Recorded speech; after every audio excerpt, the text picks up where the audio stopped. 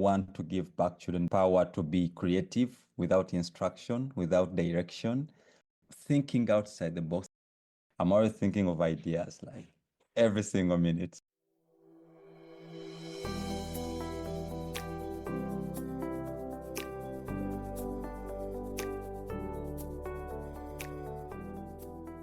Hi, welcome to Creative Minds Shaping the Future. I'm your host, Emma Palastanga. I'm an educator, author, and now podcast producer, curious to discuss a range of views on creativity and curriculum. Timothy Wambi was recently nominated for the top 40 under 40 Ugandans by the national newspaper Newsvision. He is the founder of Ajibu Community, which provides educational opportunities to children who wouldn't otherwise have received any education at all. The community develops and distributes play and learning resources to make learning engaging and meaningful for children. They also run community workshops on early childhood education and train rural parents on purposeful, home-based learning. Timothy envisions a world where all children have the tools to succeed and change the world. So Timothy, welcome. I've been following the development of the Ajibu community. I hope I've said that right. I've been following with interest, and you've achieved so much. So congratulations. Yeah, thank you very much for having me. I've been looking forward to this moment to have a chat with you. Let's start with my opening question for all guests. How do you define creativity? Personally, I believe that every problem has a solution. So the ability of someone to be able to solve that problem completely in whichever ways that are easy or hard is what creativity is. So being able to use your brain and being able to be to reach your potential or to reach the capacity at which your brain can work. So to find solutions, even if they're not obvious solutions. Yeah, absolutely. And do you think creativity has a place in education, and why or why not? It does for sure. And now it's getting even more evident that we need to be in education space, we need to be very creative. And I want to just highlight where I work and where I stay and my work, and then how creativity is very important in this particular field. Yes. I live in Uganda. I operate in rural Eastern Uganda, where children going to school is very hard, where children having resources in their classrooms is very hard, or teachers having enough knowledge and ideas on how to deliver successful learning sessions is hard. So our education system is one that is where children are taught to cram, are taught to follow one specific route, which worked back in the day, but at the moment where the world is evolving, it is not working. And also given the circumstances that in which our children are learning, it asks for us to be creative. For example, the world now is moving towards play-based learning, Yes. and that's a focus on early childhood education. And you find that many of our schools in rural Uganda um, have not yet understood this concept of play-based learning. And many of them believe that play-based learning is all about singing and dancing with the children. That is play. Which is Yeah, part of it, actually, isn't it? it's just part of it, but it's not everything about it. So Exactly. it goes beyond that. It goes into how a teacher is planning the lesson, how a teacher is delivering the lesson, how are they assessing the lesson, and making sure that children are walking away with meaningful experiences. And just to highlight some of the things that we are doing in this sector, we are developing play-based learning resources. The play packs, Timothy. Yeah. Can you tell us a little bit about those? Because Yeah. I was really impressed by those. They're low tech. They can reach anybody and everybody, and they seem to be able to achieve such amazing things. So tell us a bit more about that, please.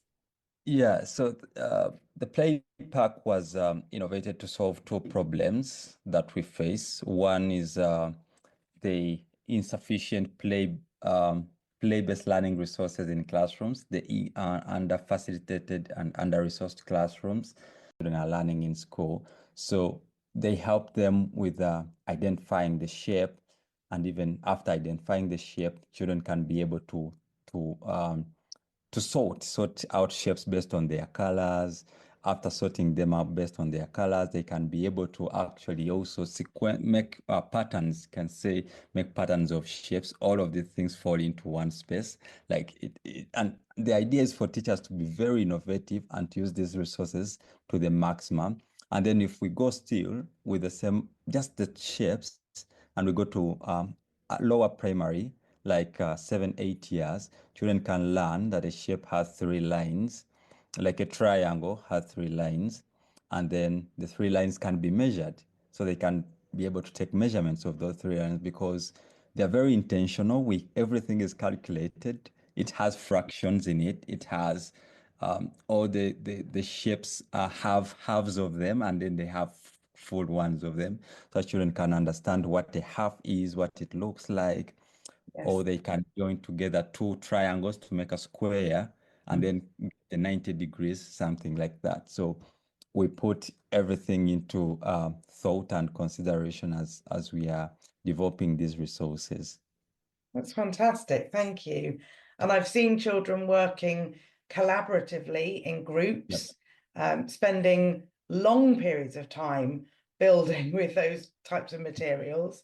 And you also understand, provide smaller blocks where children can use those independently, perhaps home-based learning. Yes, yes. So we developed a smaller pack. We call it autonomy pack because we want to give back children the autonomy, the power to be creative without instruction, without direction, for them to just get a box of a lot of blocks. They still have the same stuff. They have shapes, they have colors, and a lot of things. So let them just um, get out of their head and put all the crazy ideas to life.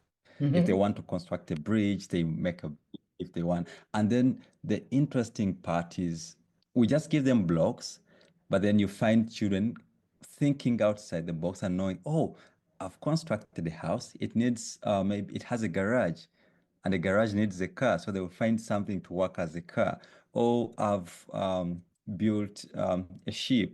A ship needs like people on it. They'll get other loose parts to put onto the ship. So their imagination, their creativity expands by the day. But then also those that particular pack is to help to get children ready for school. So we developed it for basically home play and home learning so that children who are preparing to start school, they have foundation, they have basic resources they can begin to learn from.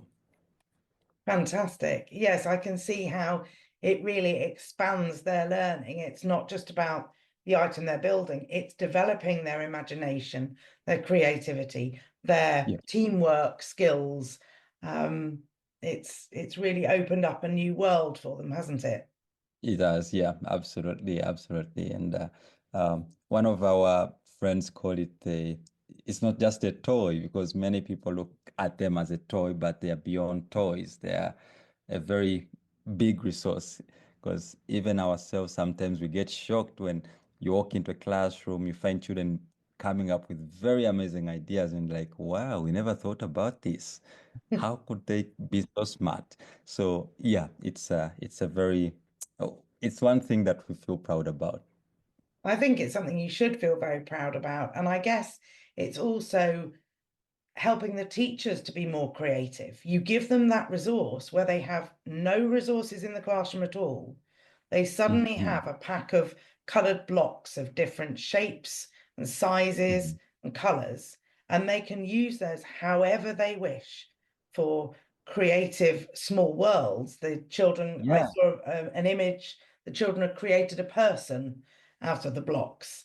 They could then think yeah, about that person's life, the story. Yeah, and maybe one thing also is that in our typical rural classrooms, there's a lot of antisocial behavior where children are always fighting Mm-hmm. because the reason they fight is because they have nothing occupying them. They Mm. just sit next to each other and then they are provoking each other. But then when you get these blocks and just throw them into the classroom, you find every child keeping quiet, getting curious, and getting to work. So it's one way of getting them to be occupied and forget about fighting and at least do something with that time. Yeah. So actually, it's helped with their mental health as well. Yeah. Yes. And And like you say, children who are bored in any country on any continent, yeah. find their own entertainment, don't they? So if we're giving Yeah. them a tool to get them started, that's so Mhm. powerful.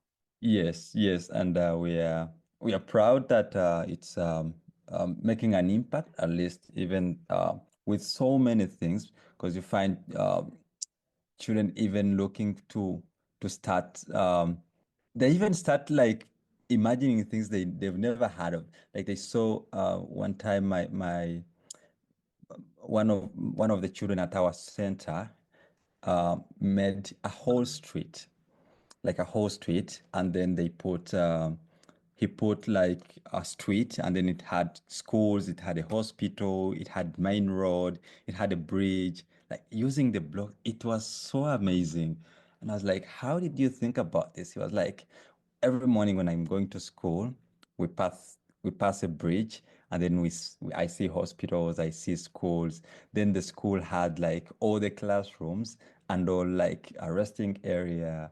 It was a full engineering lesson for me, Yes. and I really enjoyed So an it. engineer of the future right there. Fantastic. What's your most memorable lesson? Maybe we've already talked about this in terms of those blocks, but is Yeah. there a particularly memorable lesson for you, either from your school days or from introducing these blocks or from anything you've seen from your teachers where they have little to no resources, but they've been really creative and the children have been engaged? Yeah, it's I'm very glad you've asked that at a very, very timely moment. This week, actually, on I think on Tuesday, I went to a school, um, a neighboring school, and I was observing a teacher teaching children in a kindergarten. And then due to lack of resources, children had to go and practice writing. Like they were learning sounds. It was a literacy class and sound. So they had to go, and every child had to practice how to write it. And because they have little books, they don't have writing material. They had to get a stick Mm-hmm. and bend to the ground and write it to the ground, like in the ground. Yeah. And that took me a lot of years back into my school days because that is exactly what we did. Like sit under a tree and write on the ground. And that's where you have to write your notes. So that is one thing that just clicked this week. And I was like, wow. And I asked myself, has anything changed really? Like I did this about 20 years ago, and then a child is doing the same thing. Well, has anything changed? So it one made me wonder if anything has changed, but also try to appreciate my journey as a person up to where I am until and also the work that I'm doing, trying to help children um, get better educational facilities because um, I imagined if a child is not able to write, because if they write, for example, a rectangle on the ground, they're gonna play around and it's going to rub off. But Yes. if they have a triangle or a rectangle in their classroom, they'll go back and grab it and walk around with it, and they'll know this is a rectangle. So yeah, that's one of the moments that really clicked this week. Thank you.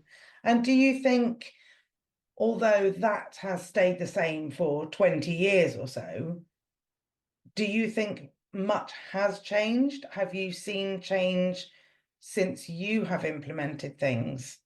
Yeah, I would say I have seen change, but change is the change that I see is very gradual and slow.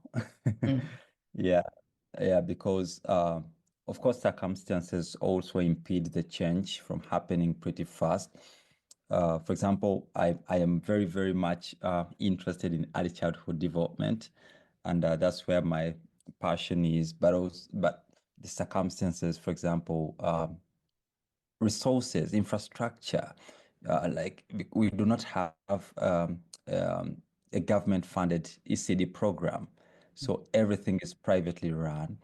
And when you go to communities where there is no ECD, it's very painful to see children who would be in school just at home, playing and running around. But then also, I would give a scenario that in 2023, we established our community school to provide ECD programs to children. So, Early Childhood Development Center, where we're providing, this year we have 72 children in our school, and they are getting free education. So, when we established that school in 2023, it was only us in that community, and there was a lack of schools. But as I speak now, there's about four, makeshift schools that just, people mobilizing themselves to say, oh, we need a school in this community. And then they're coming up. And I told our teachers recently, they were like, oh, there are so many schools coming up. This is a lot of competition. And I told them, look, at the beginning of this program, what we wanted is to get children in school. And we can't get all the children into our school. Yes. So if they're coming up, I really like it. It means that they're appreciating the value of early childhood education and they are getting solutions, community-based solutions. So uh, that is like the kind of change that is happening, but it's very slow. And we know that it's going to take time because um, when schools are established, they need resources, they need teachers, they need to be facilitated, which also requires a significant investment, financial investment. So, yeah, there is change, but it takes uh, a bold mind to notice and appreciate it. Otherwise, we would always be complaining. Well, well done. You're one of those bold minds, and it sounds Thank like you. there's others following your lead. So that has to be a Mhm. good thing. Thank you. How are you creative, Timothy, in work? You've come up with all these fantastic ideas. So that in itself is creative. How are you creative at home? That's a very good big question. Because I won't lie, most of the time, even when I'm home, I'm thinking about work, like which I know is not good. I have to have good work-life balance. But at home, normally when what I do is I live in a community where there's lots of children. I live like near prison. So there's a lot of children from the prison quarters who come around to play football. Mhm. And most of the time I'm like, these children are just hanging around. Okay, they are playing, but they're playing from 10 to 6 and they can do something else. So normally I collect them and in the last Christmas holiday, we had a camp, children's camp, where they would come to our center and then they would just come and hang out, read a book or play with the blocks Mhm. uh, or play board games, learn to play chess, learn to play Scrabble, which are very educative. Yes. So, yeah, normally at home, I'm always looking for something that I can do for the children around. So Yeah. always thinking about the children, whether it's the local children in your immediate community or further Yeah. afield. Yes. Yeah. Yeah, but in the house, my creativity always comes when like talking, if there's a problem that requires thinking and Yes. finding solutions and possible alternatives. That's where I think I am best at, just speaking and finding ideas and ideating. I'm always thinking of ideas like every single minute. So yeah, I think I would take that as a positive, and I'd say that's how I'm creative at home. That's one of the things I want to get across in the podcast, actually, that creativity, some people think of it as art or Mhm. drama or music, but Yeah. actually, we can be purely creative thinkers and problem solvers. And do you find that you come up with lots of ideas and then pick the best one? Yeah. Yeah. And let me tell you, one of my friends, my close friends, always says, if I could implement all the ideas I speak in a day, I'd be the richest man on earth. So, That's brilliant. If you could implement all the ideas you have in a day, you'd be the yeah. richest man on the planet. Yeah, because all the time I'm calling him, hey, guess what? I'm thinking about this. Can we do this? I'm thinking about this. Like I am always I have like a notebook where I write all the ideas. And sometimes I'm like, okay, I need to slow down. I am doing a lot of thinking. Do you have Yes. anybody that says to you, Timothy, stop? He started that, my friend, he's like, no, don't tell me. If it's an idea, don't tell me now. Yeah, he was like, let's first, what is like the most urgent that you need to do? If anything that you're going to tell me is not urgent and you don't need to do it now, don't tell me. Just keep it for now. So We all need a friend like that when we're creative thinkers. We need somebody to calm us down. But my next question actually is what is next for you, Timothy Wambi, or the Ajibu community? yeah, good question. So what is next for me is there's a lot of things, but let me just try to put them in order. As a person, next for me is to broaden my capacity, my knowledge in early childhood education, and I'm professionally a development worker. I did development studies at university, Okay. and going into the education space, I just fell in there. I was doing work with education organizations. It's now, I think now is like my eighth year or ninth year. So it's been a long time. And I tell people I practically become a teacher. So, but I want to make it a professional, like an official profession. So next for me is I want to go back and pursue a degree in education so that I become a professional teacher. Yeah, but for Jibo community, we still want to grow. We have a program called equipping, and then knowledge and outcomes, where we are donating play resources to schools that need them but can't afford them. So we are like looking out for people who can sponsor, who can buy it for a school, and then we deliver it to the school.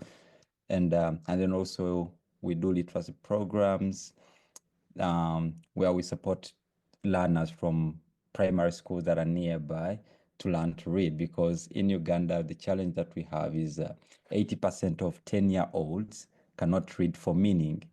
So we are helping them learn to read, and we want to scale that program to more schools in the next couple of months. And yeah, also work on the big thing is work on our play-based learning school. So we want to turn our community school into a play-based learning school and make it a model school where teachers can come and pick ideas, can come and learn from us, and can just pass by to see how we are teaching so that they can also be inspired. I think that sounds fantastic. A teacher training facility really is Yeah, what you're talking about. Yeah. And please send me links, drop me an email to the links. yeah. Because do you have a Just Giving page? We had, and it closed. Oh, In Africa, we are not able to use those crowdfunding pages. oh. So normally I rely on friends who are kind enough to open up for me, and then we run that. So yeah, unfortunately, the one we had closed, but it's something we are looking into.